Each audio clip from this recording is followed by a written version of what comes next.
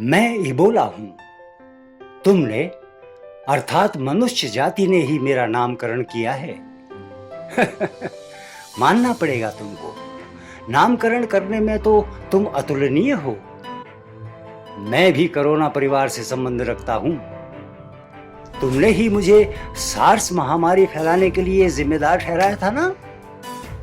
खैर, मैं तुम्हें भविष्य का इतिहास सुनाने के लिए आया हूं। सुनो, तुमने अर्थात मनुष्य जाति ने अपने आप को सर्वश्रेष्ठ जीव की उपाधि से नवाजा है। यह तुम्हारा भ्रम है। सर्वश्रेष्ठ तो वह जीव है जो प्रकृति के साथ समन्वय बनाकर जीते हैं। तुम्हारे पूर्वज ऐसा ही करते थे। वो बहुत कम बीमार पड़ते थे। जैसे जैसे तुमने तथाकथित विकास किया, तुम भटक गए। जैसे जैसे तुमने पृथ्वी का संतुलन बिगाड़ा, तुम्हारे कदम विनाश की ओर बढ़ने लगे। तुम्हें पता भी नहीं चला कि भविष्य में तुम्हारा यह निर्णय आत्मघाती सिद्ध होने वाला है। प्रकृति से संबंध समाप्त होने से तुम मनुष्यों की रोग प्रतिरोधक क्षमता कम होने लगी। तुम बीमार रहने लगे। इस कमी को दूर करने के लिए कुछ मनुष्यों ने जंगलों में प्रकृति का गहन अध्ययन आरंभ कर दिया, जिसके फलस्वरूप एक अद्भुत चिकित्सा पद्धति का आविष्कार हो गया, जो बहुत कारगर साबित हुई। मुझे हंसी आती है तुम्हारे तथाकथित विकास पर। आज भी पृथ्वी पर कुछ लोग जो प्रकृति के साथ समन्वय बनाकर रहते हैं और चिरकाल तक युवा बने रहते हैं, उनसे कुछ सीखो। अभी भी समय है। इससे पृथ्वी पर जीवों का विनाश अब भी रुक सकता है। मुझे याद पड़ता है, शायद मेरे परदादा ने मुझे एक लालची और क्रूर राजा की कहानी सुनाई थी, जिसने एक रसायनविद को उसकी प्रयोगशाला में इस आदेश के साथ बंद कर दिया था कि मेरे लिए सोना बनाओ। सोना तो नहीं बन पाया, परंतु एक बहुमूल्य पदार्थ बन गया, जिसका तुमने अपनी आदत के अनुसार नाम रखा प्रोसिलीन।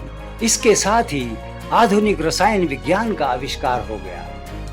लालच से उत्पन्न विज्ञान कब व्यापार बन गया, पता ही नहीं चला। कुछ लोगों ने रसायनों से दवाइयों का निर्माण शुरू कर दिया। रासायनिक दवाइयों का प्रयोग दवाइयों के व्यापारियों ने मनुष्य पर प्रारंभ कर दिया। लोग बहुत संख्या में बीमार होने शुरू हो गए। इन व्यापारियों ने इन बीमारियों का नाम महामारी रख दिया। महामारी जो बहुसंख्यक मनुष्यों का जीवन लील लेती है, वही वर्तमान में हो रहा है। तुम्हारे यह प्रयोग लगभग 2 दशक से निरंतर जारी है।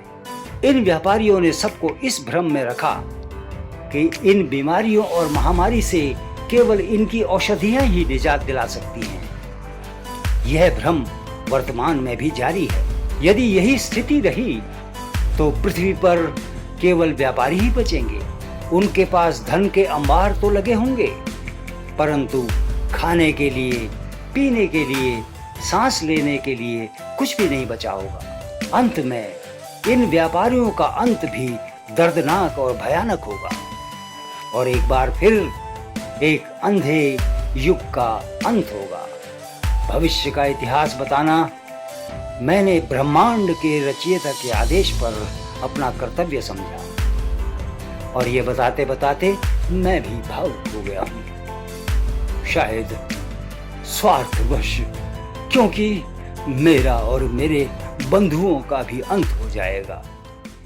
इसलिए प्रार्थना करता हूं, अब भी चेत जाओ, ताकि पृथ्वी पर जीवन बचा रहे।